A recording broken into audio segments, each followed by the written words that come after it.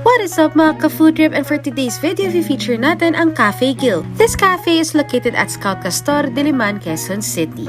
Ang Cafe Guild na ata ang isa sa masarap at sulit na restaurant sa napuntahan ko around the area. It is perfect for gatherings like with your friends, family, or even for date nights. Sobrang wide ng selection ng menu nila, so ang dami niyong pagpipilian.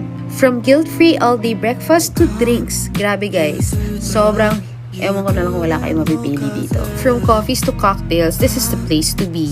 So for the food, everything that we ordered were really impressive and masarap. Yan yung gambas, kamote fries, from the appetizers to the entrees, lahat masarap. Even sa mga desserts nila. And for their price, I think it's very reasonable and pwede for sharing. So talagang lalabas kang busog.